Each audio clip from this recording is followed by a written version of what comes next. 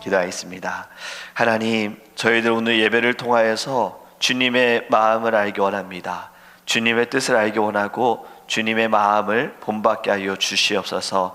우리가 어느 자리에 있든 다시 오실 예수 그리스도를 기다리며 사모하며 하나님, 우리가 온전히 신실함으로 살아갈 수 있도록 날마다 성령으로 충만하게 하여 주시옵소서.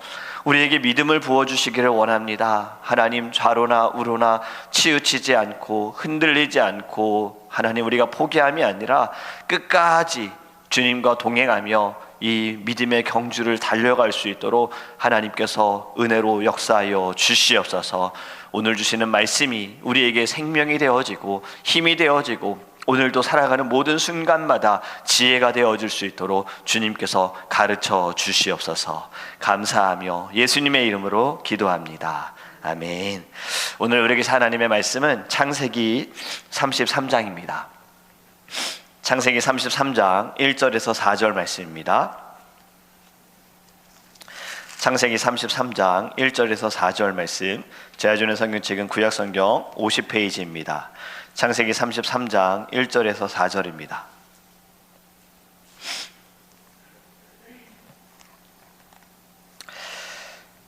창세기 33장 1절에서 4절 말씀 우리 함께 읽도록 하겠습니다. 야곱이 눈을 들어 보니 에서가 400명의 장정을 거느리고 오고 있는지라 그의 자식들을 나누어 레아와 라헬과 두 여종에게 맡기고 여종들과 그들의 자식들은 앞에 두고 레아와 그의 자식들은 다음에 두고 라헬과 요셉은 뒤에 두고 자기는 그들 앞에서 나아가되 몸을 7번 땅에 굽히며 그의 형 에서에게 가까이 가니 에서가 달려와서 그를 맞이하여 안고 목을 어금 맞추어 그와 입 맞추고 서로 우니라. 아멘. 할렐루야. 오늘의 말씀을 통하여서 우리도 변화되기를 원합니다. 하나님께서 주시는 그 은혜가 또 성령의 충만함이 우리의 삶이, 우리의 생각이, 우리의 마음이 변화되기를 주님의 이름으로 축복합니다. 지금 야곱의 상황이 어떠할까, 야곱의 모습이 어떠할지 한번 생각해 보기 원합니다. 지난 밤에 밤새도록 그는 씨름을 했잖아요. 그리고 허벅지 관절이 어긋났어요. 어제까지만 해도 정상적으로 걷고 사는데 불편함이 없었는데 하루아침에 자고 일어나서 그 밤중에 씨름을 하고 나서 그는 이제 불편한 몸을 갖게 되어졌어요. 그리고 이러한 모습으로 있는 자신에게 지금 오늘 말씀을 보니까 형 에서가 400명의 장정을 데리고 오고 있다라는 겁니다. 지금 야곱의 모습이라면 그는 더 뒤로 숨어야 하고 돌아서야 하고 도망을 가야 할 수도 있는데 그는 그렇지 않았다라는 거예요. 사실 우리가 이 말씀을 나누지 않았었지만 우리 창세기 32장에 가보면요, 야곱이 이제 고향 땅으로 돌아올 때 그가 두려운 마음이 생기는 거예요. 자기가 형 에서를 속였잖아요. 형 에서가 자기를 죽이려고 했었고, 근데 이제 시간이 지났다 하더라도 형 에서의 마음이 어떤지를 전혀 알 수가 없어서 불안하고 두려운 마음이 있어요. 그래서 그가 한 행동이 무엇이냐, 동물들과 종들을 먼저 앞에 보내죠. 그것도 구분지어서 보냅니다. 마치 군대에 이 부대별로 보내듯이 너희들 먼저 가고 그 다음에 또 종과 또 동물들 가고 약간 이런 식으로. 그 다음에 또 어떻게 합니까? 자식들하고 아내를 보내요. 그리고 자기는 제일 뒤에서, 제일 끝에서. 이게 뭐예요? 지켜보겠다는 거죠. 형 에서가 어떻게 하는지. 혹시라도 동물들하고 종을 보면 마음이 조금씩 누그러들지 않겠어? 이거 완전히 좀 이해가 되지 않습니까? 선물을 이렇게 줘보고 또 이렇게 줘보고 이렇게 해보고 이렇게 저한테 이런 자식들도 있고요, 아내도 있어요. 그럼 형 에서의 마음이 달라지지 않을까? 이런 사람의 마음을 가지고 두려움으로 그는 형에게 가고 있었어요. 그런데 오늘 본문은 완전히 이제 또 다릅니다. 어떻게 달라집니까? 자신이 앞서갑니다. 자신이 제일 앞서가요. 그리고 자신이 앞에 있던 모든 사람들과 동물들은 다 자기 뒤로 보내는 거예요. 자, 오늘 형을 만나면서 그가 7번이나 형에게 절을 하지요. 완전히 변화됐어요. 달라졌어요. 왜 그렇게 되어졌을까요? 하나님을 만났기 때문입니다. 지난 밤에 씨름하였고 하나님께 한 대 맞았는데 그는 그것이 은혜였어요. 하나님을 만나고 나니 그가 두려움, 형 에서에 대한 그 두려움 다 그것이 사라졌어요. 사실은 야곱의 형에게 용서를 구해야죠. 욕심을 가졌잖아요. 물론 장자권, 축복의 욕심이 있었는데 어찌됐든 속였잖아요. 잘못된 방법으로 했지요. 형의 마음을 아프게 했잖아요. 그래서 자기가 잘못한 것을 인정하고 형에게 용서를 구해야 하는 모든 것을 깨닫게 되어지고 자신이 제일 앞장서게 되어졌다는 것. 이것이 가능한 이유가 무엇이냐? 하나님을 만났기 때문입니다. 그래서 오늘의 말씀을 통해서 우리는요, 하나님을 만나야 합니다. 변화되기 원한다면, 변화를 받기 원한다면 하나님을 만나야 하는 거예요. 여러분, 우리가 고깃집에서 고기를 먹지도 않았는데 고깃집에 가고 나면 괜히 우리 몸에 무엇이 배깁니까? 고기 냄새 엄청 배기죠. 머리부터 발끝까지 옷에도 고기 냄새가 엄청 배겨요. 나는 먹지도 않았는데. 이 흔적이 남는 거잖아요. 여러분, 우리가 하나님을 만나면요, 변하지 않을 수가 없어요. 감출 수가 없어요. 우리가 하나님을 만나게 되어지면 우리의 심령이, 우리의 말도, 우리의 행함도 다 변화되어집니다. 이전에는 막 불평, 이게 왜 이러지? 왜 그러지? 내 삶을 왜 이렇게 힘든 거지? 다 눈에 보이는 것도 다 마음에 들지 않는 이러한 분이 하나님을 만나면 다 감사, 은혜, 축복. 내가 지금 살아가고 있는 거 다 축복. 우리가 자주 불렀던 찬양, 내가 지금 살아가는 것 다 은혜입니다. 나의 생명도 은혜입니다. 내가 지금 예배할 수 있음도 은혜입니다. 내가 복음을 전할 수 있음도 은혜입니다. 이렇게 변화가 되어지는 거예요. 이것이 가능한 것은 하나님을 만날 때, 인격적인 주님을 만날 때 변화가 될 줄 믿습니다. 여러분, 사도 바울도 이렇게 변화된 거잖아요. 열심 당원이었고 예수님을 믿는 자를 정말 핍박하는 자였는데 예수님을 만나고 나서 한순간에 변화가 되어졌어요. 그의 삶이 달라졌잖아요. 비전이 달라졌잖아요. 삶의 목적이 달라졌잖아요.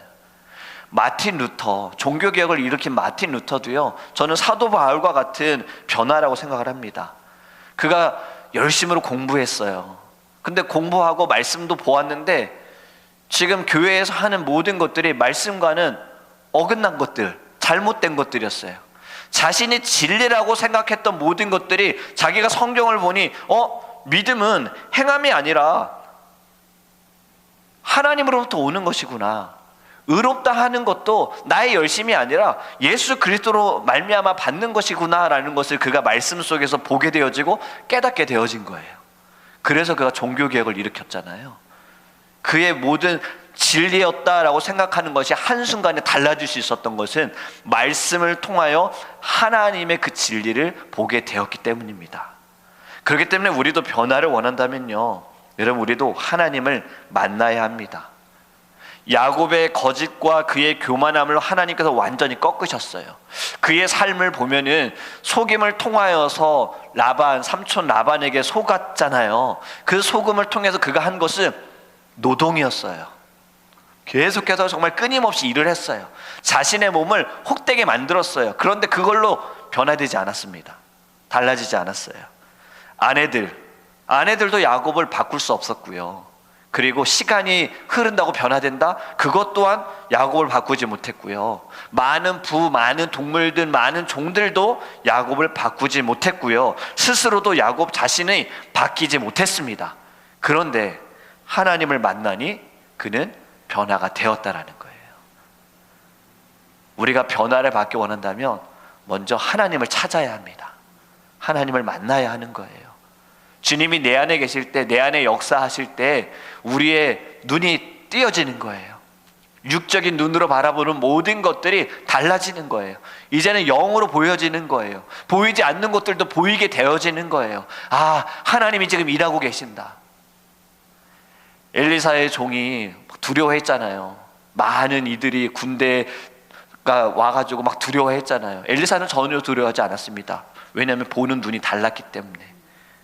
엘리사는 무엇을 보았습니까? 하나님께서 주의 사자들을 보내셔서 천군 천사가 보호하고 있음을 보았기 때문에 그는 두려워하지 않았어요. 종의 눈을 뜨게 하니 종도 보게 되어졌잖아요. 여러분, 우리도 이렇게 눈이 뜨여져야 합니다. 하나님의 눈으로 바라보아야 하는 거예요. 그럴 때 우리도 변화가 될 수 있습니다. 그리고 우리는 하나님을 만나고 더 나아가 하나님을 믿어야 합니다. 하나님께서 주시는 믿음을 우리가 받아야 하는 거예요. 하나님이 나보다 더 크시다, 위대하시다, 그 무엇보다도 더 높으시다, 이 땅의 어떤 지도자보다, 이 세상에 정한 법보다 하나님은 그 모든 것 다 위에 계신다, 이 모든 것들은 다 하나님이 다스리신다. 우린 이것을 믿어야 합니다. 야곱이 맨 앞으로 갈 수 있었던 것, 그는 하나님을 믿었기 때문이에요. 나의 허벅지 관절을 치신 하나님께서 자신의 아픔과 나의 지금 이 걱정과 나의 모든 염려를 변화시킬 수 있다라는 믿음이 있었어요. 형 에서가 자신을 어떻게 대하더라도 이제는 하나님을 만났고, 그리고 하나님을 그는 대면함을 통하여서 믿음을 가졌어요. 사실 야곱은 전에도 하나님을 보지 않았습니까? 도망을 갈 때에 하나님께서 그에게 은혜를 베풀어 주셨잖아요. 그가 잠을 잘 때 어떠한 일이 있었어요? 사다리가 하늘로부터 땅으로 연결이 되어졌고, 천군 천사가 그 사다리를 오르락 내리락 하고, 그 사다리 끝에는 하나님이 계셨어요. 그래서 그는 그 자리를 베델이라고 정했잖아요. 그때도 하나님을 보았어요. 그런데 그 안에는 믿음이 부족했던 거예요. 그런데 이제 한 대 맞고 그가 깨어지고 나니 하나님만을 신뢰하고 하나님만을 의지하게 된 겁니다. 그래서 자신을 제일 앞으로 보낼 수 있다는 거죠. 여러분, 우리도 이렇게 믿음으로 나아가야 될 줄 믿습니다. 다윗 또한 골리앗에게 나아간 것은 다른 건 없습니다. 하나님을 믿었기 때문이에요. 그의 고백, 나는 만군의 여호와의 이름으로 나아가노라. 여러분, 이 믿음이 우리 안에 있어야 하는 거예요. 여호와의 이름만 있다면요, 창과 방패는 오히려 방해가 되어집니다. 그냥 믿음을 가지고 나아간다면 어떤 것도 불안해하고 두려움이 아니라 그냥 내딛는 거예요. 그냥 나아가는 거예요. 하나님께서는 이 작은 돌 하나로도 저 큰 거인을 무너뜨릴 수 있어, 물리칠 수 있어. 저가 지금 하나님을 망령되이 말하고 있고 하나님이 택한 백성을 망령되이 말하고 있기 때문에 나는 오직 주를 의지하며 나아간다. 이 믿음을 가지고 나아갔을 때 그는 이기게 되어졌습니다. 여러분, 우리가 하나님을 믿게 되어지면요, 홍해, 사실 요즘에 이제 뉴스에서 홍해라는 단어가 조금 들리잖아요. 왜냐하면 그 홍해에 아주, 저도 그렇게 큰 배들이 다닌다라는 거는 이번에 처음 알았어요. 왜냐하면 홍해를 직접 가본 적이 없으니까. 성경을 통해서 홍해를 접했지 직접 본 적이 없어서. 그런데 이번에 뉴스를 보니까 그 홍해를 통해서 진짜 큰 배들이 다니더라고요. 그리고 지금 그 배들을 자꾸 이제 나쁜 사람들이 뺏으려고 하잖아요. 막으려고 하잖아요. 그러면서 홍해가 와, 굉장히 큰 바다구나, 정말 큰 바다구나라는 것을 알게 되어지면서 홍해를 가른 하나님의 역사가 더 크게 다가오게 된 겁니다. 와, 내가 어릴 때 봤던 그 그림으로 봤던 것보다 더 깊은 바다를 하나님이 가르셨구나. 여러분, 제가 이 말씀을 드리는 건 믿음으로 전진하면 이렇게 깊은 바다도 그냥 잔잔한 시냇물처럼, 마른 땅처럼 하나님이 바꾸실 수 있다는 거예요. 겨자씨만한 믿음이 있다면 어떻게 하신다 그랬죠? 이 산을 들어 저기로 옮길 수 있다 그랬잖아요. 굳이 물론 우리가 산을 옮길 이유는 없지만 중요한 건 믿음인 거예요. 정말 이 작은 믿음. 우리가 날마다 하나님께 예배함을 통해서, 오늘 예배를 통해 하나님 영광 받아 주옵소서, 이 영광 가운데 저도 참여하기 원합니다. 그리고 예배를 통하여서 저에게 정말 이 겨자씨만한 믿음을 주시옵소서. 이 믿음을 가지고 이 땅에서 흔들리지 않고 담대함으로 살아가게 하옵소서. 이렇게 고백하기를 주님의 이름으로 축복합니다. 여러분, 지금의 이 시대는요, 야곱의 변화가 우리에게 정말 더 간절하게 필요한 때입니다. 야곱이 가진 믿음이 우리에게는 더 필요해요. 지금의 이 시대는 더 많은 유혹과 많은 시험들이 있어요. 제가 어저께 한국에 있는 분에게 하나의 메시지를 받았는데 좀 마음이 안타까웠어요. 어제 총신대 총장실에서 학교와 교계, 그 교단의 현안에 대해서 이야기를 나눴었는데요. 지금 어떠한 일이 생기고 있냐면, 총신대학교는 장로교 합동이거든요. 그런데 이 장로교 합동의 경우에 지방에도 이제 신학교들이 있는데 신학생의 숫자가 너무 줄었다는 거예요. 얼마나 줄었냐면 10분의 1. 만약에 1000명의 신학생이 있었다면 이제는 100명밖에 없다는 거예요, 지방에는요. 근데 총신대도 무엇이 문제냐면요, 한 학년에 930명의 학생들이 있었는데 이제는 340명밖에 없답니다. 3분의 1이 줄었다는 거예요. 이 이야기가 무엇입니까? 앞으로 목회자는 없다는 겁니다. 시간이 지나갈수록 목사님들은 없다라는 거예요. 그리고 모든 곳이 부교육자가 지금 부족하대요. 제가 이 소식을 들으면서 목사님들, 전도사님들, 사역자들끼리 대화하는 것을 저도 참여를 해봤는데, 교회가 막 900명이 모이는 교회인데도 부교육자가 없어서요, 맘스 카페라고 엄마들 모이는 카페가 있대요. 거기에다가 저희들 교사 모집합니다. 그러니까 신학을 공부한 사역자를 찾을 수가 없어서 그냥 어디 교회 다니시는 평신도 분들 가운데 섬겨줄 수 있는 분들에게 페이를 할 테니 우리 교회 와서 사역 좀 해주세요라는 것을 지금 공지로 광고를 하고 있다라는 거예요. 지금 시대가 이렇게 되어지는 것은 여러분, 우리가 이거 민감하게 보아야 하는 거예요. 우리의 자녀들을 가르칠 수 있는, 이들을 먹일 수 있는 지혜종들이 없어지고 있다는 거거든요.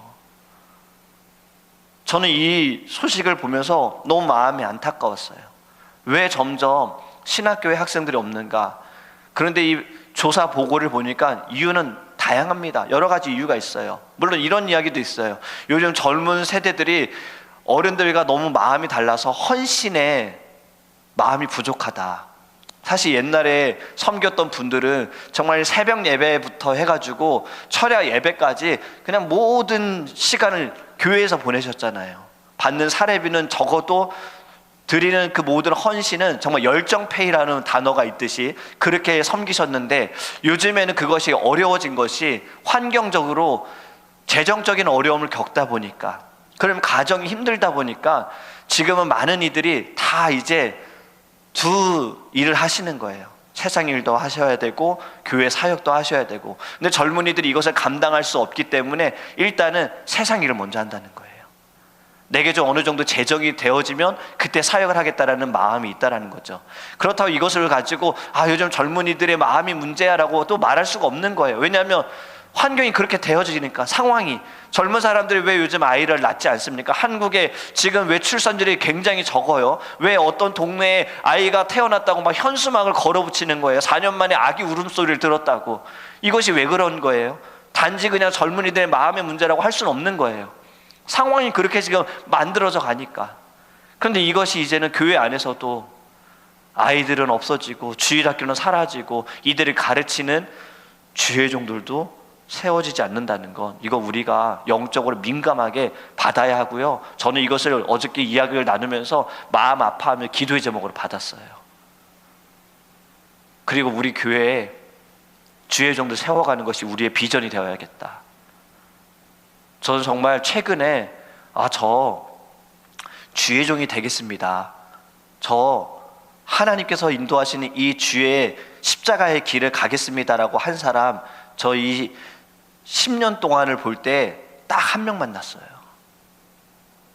한 명, 그 외에는 누구도 이 길을 가겠다고 얘기한 사람이 없어요.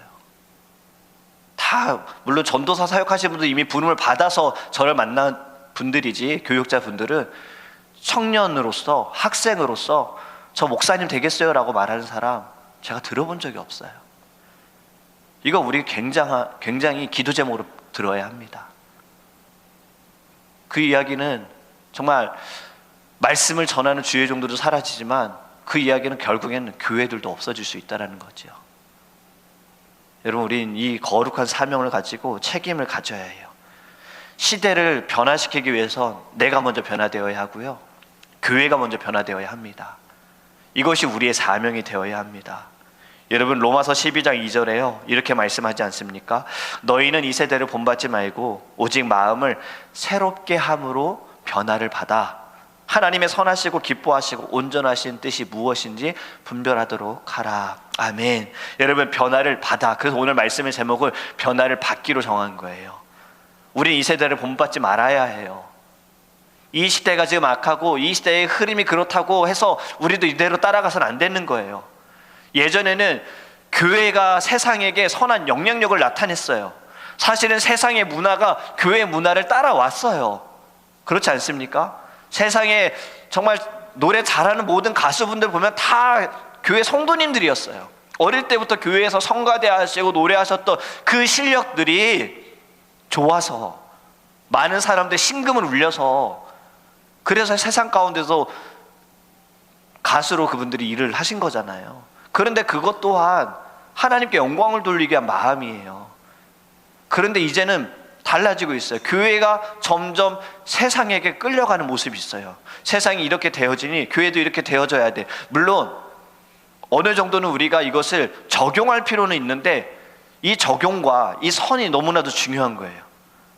완전히 따라가서는 안 되죠. 세상이 이렇게 하니까 교회도 이렇게 해야 돼. 이건 안 되는 거잖아요.